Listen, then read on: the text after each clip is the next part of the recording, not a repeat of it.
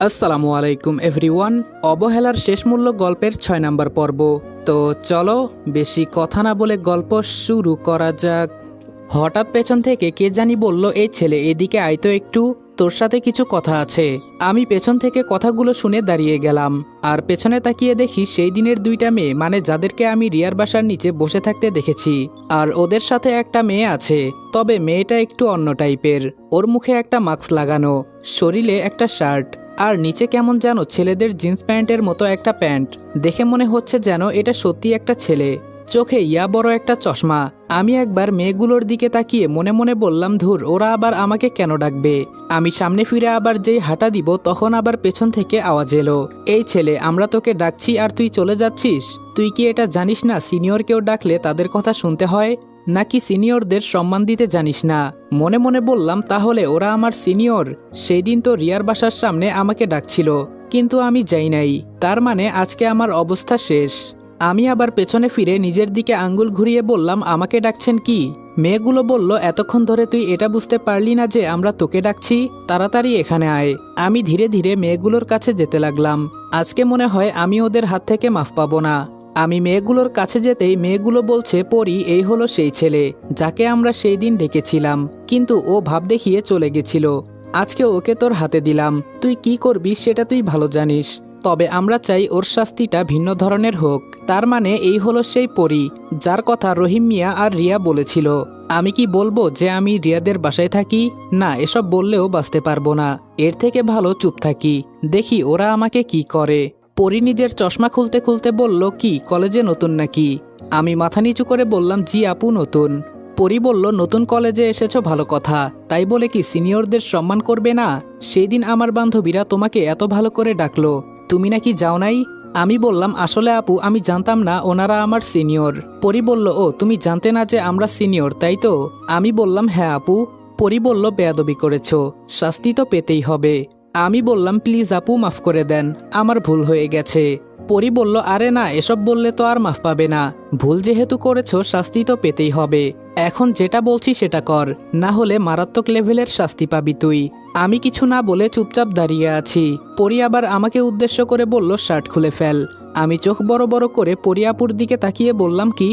পরি বলল, কি না বেডা, জি। এখন তোর শার্ট খুলে ফেল তাড়াতাড়ি, আমাদের হাতে বেশি সময় নেই।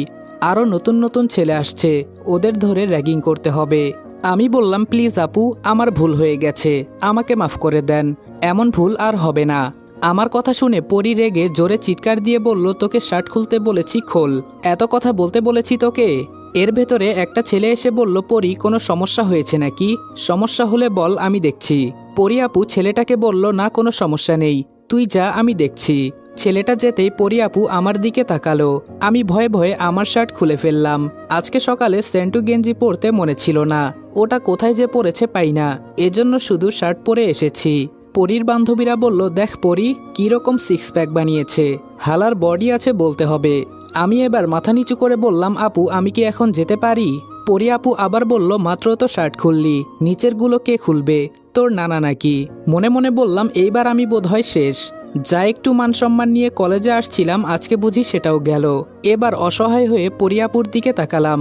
গাইস, তোমরা কি জানো আমি ওয়ানেক্সে গেম খেলার মাধ্যমে প্রতিদিন টাকা আয় করি? এই আইপিএলে তোমাদের পছন্দের টিমের উপর বাজি ধরে তোমরাও যদি আমার মতো টাকা আয় করতে চাও, তাহলে এখনই গুগলে ওয়ানেক্স সার্চ করে অফিসিয়াল ওয়েবসাইটে গিয়ে রেজিস্ট্রেশন করো। আর রেজিস্ট্রেশনের সময় যদি আমার দেওয়া special promo code RED18 use করো, তাহলে অসংখ্য বোনাস এবং ফ্রি স্পিন পেয়ে যাবা। আর ওয়ানেক্স কিন্তু একটা ইন্টারন্যাশনাল লাইসেন্সকৃত প্ল্যাটফর্ম এবং সবচেয়ে বিশ্বস্ত।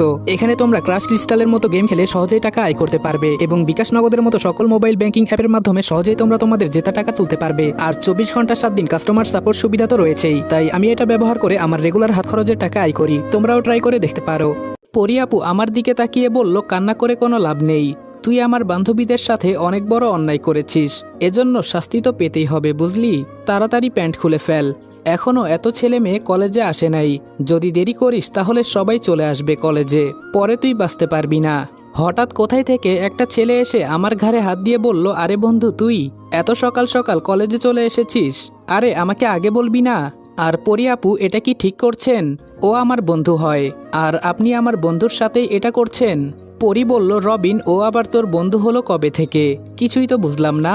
ছেলেটা আমার দিকে তাকিয়ে বলল, ও আসলে আজকে প্রথম কলেজে এসেছে। কালকে আমাকে ফোন করে বলেছিল কলেজে আসবে, কিন্তু আমার তখন বলতে মনে ছিল না যে তুই পরি আপুকে আমার কথা বলিস, তাহলে মাফ করে দিবে। কিন্তু সকাল সকাল ওর কি অবস্থা করেছেন।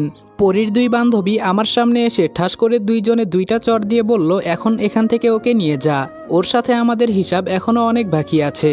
রবিন ছেলেটা আমাকে ধরে দূরে নিয়ে গিয়ে বলল, আগে শার্ট পরো, সবাই তোমার দিকে তাকিয়ে আছে। আমি শার্ট পরতে পরতে বললাম, তোমাকে কি বলে যে ধন্যবাদ দিব বলার বাহিরে, তুমি না থাকলে তো আজকে আমার অবস্থা শেষ ছিল মিয়া। ছেলেটা আমার দিকে তাকিয়ে বলল, আসলে কাউকে র্যাগিং হতে দেখলে আমার খুব ভালো লাগে, আর আমরা তো সেম ক্লাসেই মনে হয়। আচ্ছা তোমার নাম কি? আমি হাত বাড়িয়ে বললাম, আমার নাম রনি। তোমার নাম? ছেলেটা বলল, আমার নাম রবিন, তবে সবাই রবি বলে ডাকে। আমি বললাম, তাহলে কি বন্ধু হতে পারি? রবিন বলল, অবশ্যই, কেন নয়, একসাথেই যেহেতু পড়ি। তবে তুই করে বলতে হবে কিন্তু। আমি বললাম, আমি তুই বলাটাই বেস্ট মনে করি, তবে তোকে কি বলে যে ধন্যবাদ দিব বলার বাহিরে, তুই না থাকলে আজকে ওরা আমাকে। রবিন বলল, কি আর করতো, বেশি হলে ল্যাং। আমি বললাম, থাক ভাই আর বলিস না, যা একটু মান সম্মান ছিল সবটাই ওরা নিয়ে যেত। রবিন বলল, তোর পরিচিত কেউ নেই কি কলেজে? আমি বললাম, না রে, এখানে আমি নতুন, কিন্তু আমি জানতাম না এই কলেজে এসব চলে। রবিন বলল, আরও অনেক কিছু চলে এই কলেজে, তুই মাত্র আজকে আসলি, আরও কিছু জানতে পারবি। আমি বললাম, আচ্ছা তোকে ওরা কিভাবে চিনে বলতো, তোকে আবার কিছু বলে নাই? রবিন বলল, আমার বাবা এই কলেজের প্রিন্সিপাল, এজন্য ওরা আমার সাথে বেশি বাড়াবাড়ি করে না। আমি বললাম, কি বলস, তোর বাবা এই কলেজের প্রিন্সিপাল? রবিন বলল, কেন, তোর বিশ্বাস হয় না? আমি বললাম, না রে, বিশ্বাস তো হয় না। রবিন বলল, চল তাহলে বাবার রুমে যাই। আমি বললাম, না, তার আর কোনো দরকার নেই, চল ক্লাসে যাই। রবিন বলল, এখনো ক্লাস শুরু হয় নাই, কিছুক্ষণ পর হয়তো শুরু করবে। আমি বললাম, আরে চল গিয়ে বসে থাকি, দাঁড়িয়ে থাকতে আমার আর ভালো লাগছে না। রবিনকে নিয়ে ক্লাসে চলে গেলাম। কিছুক্ষণ পর আবার সেই পরি আর ওদের বান্ধবীরা ক্লাসে ঢুকলো। আমি রবিনকে বললাম, কি রে রবিন, ওরা এখানে কি করছে? রবিন আমার কথা শুনে উত্তর দিয়ে বলল, মাঝে মাঝে ওরা এসে ক্লাস নেয়, আজকেও হয়তো তাই করবে, তুই চুপচাপ বসে থাক। আমি বললাম, ওরা আবার ক্লাসের ভেতরে কি করতে আসে? রবিন বলল, প্রিন্সিপাল স্যারের অনুমতি আছে যে যদি সিনিয়ররা ক্লাস নেয় তাহলে আমাদের তাদের কথা অবশ্যই মানতে হবে। এই পেছনে কথা হচ্ছে কেন? পরীর কথা শুনে অমনেই আমরা সবাই চুপ হয়ে গেলাম। পরী আমাদের সামনে এসে বলল, এই ছেলে তুমি দাঁড়াও।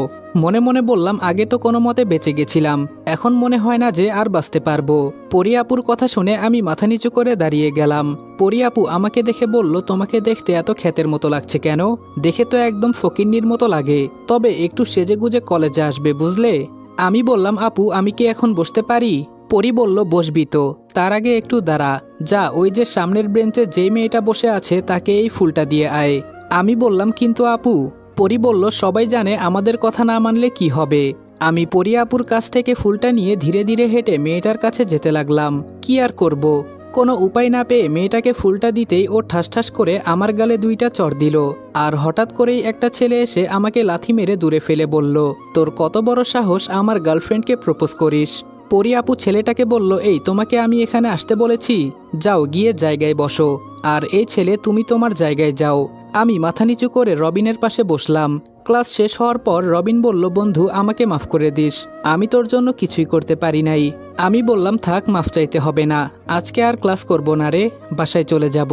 রবিন বলল, চল তাহলে আমিও চলে যাই। রাস্তা দিয়ে যেতে যেতে আমি রবিনকে বললাম, রবিন আমার একটা কাজ করে দিতে পারবি? রবিন বলল, হুম বল, কি করতে হবে? আমি বললাম, তুই আমাকে একটা পিস্তল মিলিয়ে দিতে পারবি? রবিন আমার কথা শুনে চোখ বড় বড় করে আমার দিকে তাকিয়ে বলল, তুই কি করতে চাইছিস বলতো? আমি বললাম, আরে তুই এত ভয় পাস কেন, তোকে তো আর মারবো না। রবিন বলল, আমি ভয় পাচ্ছি না, আজকে তোর যে অবস্থা করলো ওই পরী, আমি যদি না থাকতাম তাহলে তো। আচ্ছা ওইসব বাদ দে, বুঝি না ওরা এমন কেন করে, দেখতে শুনতে তো এতটাও খারাপ না, তাও কেন এমন করে? আমি বললাম, ওদের বিরুদ্ধে কেউ কথা বলে না এজন্য এমন করে। রবিন বলল, এটাও ঠিক, তবে এসবের মাঝে কে জড়াতে চায় বল? আমি বললাম, হ্যাঁ এটাও ঠিক। আচ্ছা তুই আমার কাজটা করে দিতে পারবি? রবিন বলল, ইমার্জেন্সি নাকি? আমি বললাম, হ্যাঁ, তবে তোকে আমি কি বলছি? রবিন বলল, আচ্ছা ঠিক আছে, পেয়ে যাবি। এখন কোথায় থাকিস? আমি বললাম, রিয়াকে চিনিস? রবিন বলল, ওই পিচ্চি ঝালমরিচের কথা বলিস? আমি হাসি দিয়ে বললাম, তুই কিভাবে চিনিস? রবিন বলল, আর বলিস না, আমার গার্লফ্রেন্ড ওর দূর সম্পর্কের মামাতো বোন হয়, আমার মাথা একেবারে খেয়ে ফেলে ও। আমি বললাম তোর তো মাথা খেয়ে ফেলে তাও ভালো, আমাকে যে পাগল বানিয়ে দিচ্ছে, এত কথা বলে এই মেয়ে। রবিন বলল, তবে যাই বলিস আমার শালি কিন্তু দেখতে শুনতে অনেক সুন্দর। আমি বললাম হ্যাঁ সে বলতে হবে, কিন্তু সুন্দর দিয়ে কে কি করবে, যে ওকে বিয়ে করবে ওর জীবন শেষ। রবিন বলল, তুই করে ফেল তাহলে। আমি বললাম মাথা খারাপ হয়ে গেছে, নিজের কপালে নিজেই কি কুড়াল দিব। রবিনের সাথে কথা বলতে বলতে বাসায় চলে গেলাম। বাসায় গিয়ে ফ্রেশ হয়ে দিলাম একটা ঘুম। বিকালে রেডি হয়ে মিতুদের বাসার উদ্দেশ্যে রওনা দিলাম। মিতুদের বাসার সামনে গিয়ে দেখি মিতু পুকুর পাড়ে বসে আছে। আমাকে দেখে মিতু বলল, ভালো আছেন স্যার? আমি বললাম হ্যাঁ এই তো ভালো আছি, তো তুমি এখানে বসে কি করছো? মিতু বলল, কি আর করব স্যার, এখানে বসে হাওয়া খাই। আমি বললাম, হাওয়া কি আবার খাওয়া যায় নাকি? মিতু বলল, আপনি আসেন আপনাকেও খাইয়ে দেই। আমি বললাম, না না আমার এত খাওয়ার দরকার নেই, আজকে কি পড়বে নাকি আমি চলে যাব? মিতু আমার দিকে তাকিয়ে একটা হাসি দিয়ে বলল, চলে যান, আমি আম্মুকে 2-5 বুঝিয়ে দিবনি, বলবো স্যার অসুস্থ। আমি মিতুদের বাসায় ঢুকতে ঢুকতে বললাম, ঠিক আছে আমি আন্টিকে বলছি, তুমি বসে বসে এখানে হাওয়া খাও কেমন? মিতু দৌড় দিয়ে রুমে ঢুকে বলল, আপনি স্যার মানুষ ভালো না। আমি বললাম, ভালো নাকি খারাপ আজকে দেখতে পারবে। টেবিলে গিয়ে বসতে আন্টিকে ডাক দিলাম। আন্টি ভেতরে এসে বলল, হ্যাঁ বাবা বলো। আমি বললাম, আন্টি লম্বা একটা কিছু দেন, আপনার মেয়েকে ঠিক করতে হবে, সারাদিন কোনো পড়াশোনা করে নাই, আর আজকে মনে হয় স্কুলেও যায় নাই। আন্টি বললেন, হ্যাঁ বাবা তুমি ঠিকই বলেছ, আমি লম্বা দেখেই আনছি, ইচ্ছে মতো মারবে। এই কথা বলে আন্টি বাহিরে চলে গেল। মিতু চুপচাপ বসে আছে। আমি মিতুকে বললাম, সবকিছু শিখে ফেলো তাড়াতাড়ি, নইলে 12টা থেকে 13টা বাজবে তোমার আজকে। একটু পরে মিতুকে পড়িয়ে শেষ করলাম। হঠাৎ করে মিতু বলল, স্যার আপনি নাকি আজকে কলেজে শার্ট খুলেছিলেন? আমি বললাম, তুমি কিভাবে জানো? মিতু বলল, আপনি কি এটা জানেন না পরিয়াপু আমার বড় বোন হয়? আমি চোখ বড় করে বললাম, কি? মিতু বলল, কি না স্যার জি, পরিয়াপু আমার বড় বোন হয়। মনে মনে ভাবলাম নিজের মান সম্মান নিজেই খেয়ে লাভ নেই। আমি মিতুকে ধমক দিয়ে বললাম, পরি তোমার বোন হয়তো আমি কি করব? মিতু বলল, কিছুই করতে হবে না, আমার নাম বলতেন যে আপনি আমার স্যার হন, তাহলে কিছুই করতো না আপনাকে। আমি বললাম, কলেজে এসব একটু হয়েই থাকে, থাক বাদ দাও, তোমার কাছে মাছ ধরার মতো কিছু আছে? মিতু লম্বা একটা লাঠি দেখিয়ে বলল, দেখেছেন এটার মাথায় দড়ি দিয়ে বাঁধা ছোট্ট একটা লোহার মতো জিনিস আছে, ওটার মাঝে রুটি লাগিয়ে আমি মাছ ধরি। আমি বললাম, মিতু আমার বহুদিনের শখ মাছ ধরবো, চলো না আমি তোমার সাথে পুকুর পাড়ে বসে মাছ ধরি। মিতু বলল, যেতে পারি এক শর্তে। আমি বললাম, হ্যাঁ বলো। মিতু বলল, কালকে আমাকে ছুটি দিতে হবে। আমি বললাম, দেখো মিতু, আমি নতুন নতুন তোমাকে পড়াই, এর ভেতরে যদি না আসি তাহলে আন্টি কি মনে করবে, তবে কালকে অল্প পড়াবো, ঠিক আছে? মিতু হাসি দিয়ে বলল, আচ্ছা ঠিক আছে, চলেন ভাইয়া। আমি বললাম, হ্যাঁ চলো। মিতু বলল, আপনি গিয়ে বসেন, আমি আসতেছি সবকিছু নিয়ে। আমি গিয়ে পুকুর পাড়ে বসলাম। কি সুন্দর পুকুরের পানি, চারদিক থেকে কি সুন্দর বাতাস আসছে, আসলে পরিবেশটা আজকে মারাত্মক সুন্দর লাগছে আমার কাছে। কিছুক্ষণ পর মিতু হাতে করে একটা জাল নিয়ে আসলো। আমি মিতুকে বললাম, মিতু তুমি কি করতে চাইছো বলো তো? বলেছিলাম মাছ ধরার ছিপ নিয়ে আসতে, আর এখন হাতে জাল। মিতুর পেছনে আন্টি এসে বলল, বাবা অনেকদিন হলো পুকুর থেকে মাছ খাওয়া হয় না, তোমার নাকি অনেক দিনের শখ মাছ ধরার। আমি মিতুর দিকে অসহায় দৃষ্টিতে তাকিয়ে বললাম, এখন কি আমি পানিতে নামবো? মিতু বলল, পানিতে নামলে কিছু হবে না স্যার, আপনি নিচে থাকবেন আমি উপরে। আমি বললাম, কোনো কিছু নেই তো আবার পুকুরে? মিতু বলল, আরে এত ভয় পান কেন, কিছুই নেই। কি আর করার, মিতুর কথা মতো পানিতে নেমে গেলাম, আর মিতু পানির উপরে। হঠাৎ কোথায় থেকে রিয়া এসে বলল, বাহ মিতু, আজকে তুই তোর স্যারকে পানিতে নামিয়ে দিলি।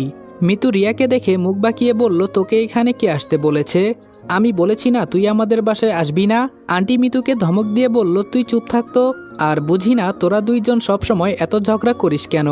আমি কারো কথা কানে না দিয়ে আমি আমার মতো জাল দিয়ে মাছ ধরতে লাগলাম। সবশেষে উপরে উঠে এলাম, ভালোই মাছ ধরেছি, যাই হোক শখটা তো পূরণ হয়ে গেল। হঠাৎ রিয়া আমার কাছে এসে বলল, কি ব্যাপার ভাইয়া, ঠান্ডা লাগছে না? আমি বললাম, হ্যাঁ ঠান্ডা তো লাগছেই, কি আর করার। রিয়া বলল, কিছুই করতে হবে না, আপনি এখন চোখ বন্ধ করেন একটু। আমি বললাম, ও মা চোখ বন্ধ করব কেন? রিয়া বলল, আপনার পায়ে একটা জোক আছে। আমি জোরে চিৎকার দিয়ে বললাম, ও মা গো, আজকে আমি শেষ। তাড়াতাড়ি মিতু আমার হাত চেপে ধরে বলল, চুপ থাকেন তো, ছেলে মানুষ আপনি এত ভয় পান কেন? আমি চুপচাপ চোখ বন্ধ করে দাঁড়িয়ে আছি। কিছুক্ষণ পর রিয়া বলল, হয়েছে এখন চোখ খোলেন। আমি কিছুটা লজ্জা পেয়ে মিতুকে বললাম, তোমাদের পুকুরে জোক ছিল, আমাকে আগে বলবে না? ইস, এখন যদি। আর কিছু বললাম না। আমি চুপ হয়ে গেলাম। নিজের মান সম্মান নিজেই কি নষ্ট করব? আন্টি রিয়ার হাতে কতগুলো মাছ দিয়ে বলল, রনি তুমি এখন আমাদের বাসায় গিয়ে। আমি বললাম, না আন্টি, আমি এখন চলে যাব, খুব ঠান্ডা লাগছে। রিয়া চলো তো। পেছন থেকে মিতু বলল, স্যার বাসায় গিয়ে ভালো করে দেখবেন শরীরের কোথাও আবার যোগ আছে কিনা। মিতুর কথা শুনে একটু ভয় পেয়ে গেলাম। মনে মনে বলছি, কেন যে আজকে এখানে মাছ ধরতে গেলাম। রিয়া আমার দিকে তাকিয়ে বলল, কি ব্যাপার মিস্টার রনি, এত চুপচাপ কেন? নাকি বেশি ঠান্ডা লাগছে আপনার? আমি বললাম, আমি তোমার কয় বছরের বড় জানো তো? নাম ধরে কেন ডাকো? রিয়া বলল, তাহলে কি বাবু বলবো? আমি হেসে দাঁত কেলিয়ে বললাম, বলতে পারো, সমস্যা নেই। অবশ্য তুমি দেখতে শুনতে মাশাল্লাহ, চাইলেই প্রেম করা যায়। তবে আমাকে চিন্তা করতে হবে, তোমার মতো একটা পিচি মেয়ের সাথে প্রেম করা যাবে কিনা। রিয়া বলল, ধুর মিয়া, আপনার প্রেম আপনার কাছে রাখেন। যেই না চেহারা কুত্তা দেয় না পাহারা, আবার বলে প্রেম। আমি বললাম, আজকে চেহারা খারাপ বলে অপমান করলে রিয়া। রিয়া বলল, ইস, কষ্ট পেয়েছেন বুঝি ভাইয়া? আমি বললাম, কষ্ট তো পাওয়ারই কথা। রিয়া বলল, মায়ের খেয়েছেন কখনো? আমি রিয়ার কথা শুনে কিছু বললাম না, সাথে সাথে চুপ হয়ে গেলাম। শুধু বললাম, আজকে কি রান্না করবে? রিয়া বলল, আপনি কি খেতে ভালোবাসেন? আমি বললাম, আমার মাছের ভর্তা খুব ভালো লাগে। রিয়া বলল, তাহলে চাচিকে এটাই করতে বলবো। তো আজকে কলেজ কেমন গেল? আমি বললাম, কলেজের কথা আর বলো না, মিতুর বোন পরি আমার 12টা বাজিয়ে দিয়েছে। যদি রবিন না থাকতো তাহলে আমার মান সম্মান সব যেত। রিয়া বলল, ওই রবিন হালার কথা বলেন? আমি বললাম, এই রিয়া, ও তোমার বড় না, সম্মান দিতে পারো না? রিয়া বলল, সম্মান ওর পেছন দিয়ে দিব। আমি বললাম, আস্তাগফিরুল্লাহ, ছি ছি রিয়া, এসব কি বলো? রিয়া বলল, কেন, আপনাকেও সম্মান দিতে হবে নাকি? আমি বললাম, না রে বোন, আমার সম্মান লাগবে না, পরে দেখা যাবে, থাক আর বলবো না। রিয়া বলল, কেন বলবেন না, বলে ফেলুন, আমি শুনছি। আমি বললাম, শুনে আর কি করবে তুমি? তুমি যেই কথা বলো আশেপাশের মানুষ শুনলে তোমার না বরং আমার মান সম্মান যাবে। রিয়া বলল, এত মান সম্মান কোথায় রাখেন বলেন তো? আমি বললাম, পকেটে রাখি, তোমার লাগবে? রিয়া বলল, ও মা, রেগে যান কেন, আমি তো মজা করে বলেছি। আমি বললাম, তুমি আমার সাথে মজা করছো না। রিয়া বলল, তাহলে আপনার কি মনে হয় দুলা ভাই? আমি বললাম, রিয়া, এখন কিন্তু তোমাকে আমি। রিয়া বলল, কি বলেন শুনি, দেখি আপনার কেমন সাহস আছে। আমি বললাম, তোমার সাথে আমি পারবো না, থাক বাদ দাও। রবিনের ফোন নাম্বার নিতে মনে ছিল না, একটু যোগাযোগ করে দিও তো। রিয়া বলল, 1000 টাকা লাগবে, দিতে পারবেন? যদি দেন তাহলে দিব, না হলে আপনি আপনার রাস্তা মাপেন। আমি বললাম, তোমার কপালে খুব দুঃখ আছে, এই বলে দিলাম রিয়া। রিয়া হাসি দিয়ে বলল, আমার কপালে আবার কিসের দুঃখ? আমার কপালে সুখ আছে মিয়া। এখানে আসছিলাম আপনাকে একটা কথা বলতে, কিন্তু এখন বলবো না, আগে গোসল করে ফ্রেশ হন, তারপরে বলবো। বাসার নিচে এসে বললাম, আচ্ছা আমি এখন গেলাম। রিয়া বলল, হ্যাঁ, গিয়ে তাড়াতাড়ি গোসল করেন, আপনার সাথে জরুরি কিছু কথা আছে। আমি বললাম, আচ্ছা ঠিক আছে। আমি সরাসরি উপরে চলে গেলাম। উপরে গিয়ে ওয়াশরুমে ঢুকে গেলাম। ফ্রেশ হয়ে যেই বিছানায় শরীর হেলিয়ে একটু ঘুমাবো, তখন বাহির থেকে রিয়া বলল,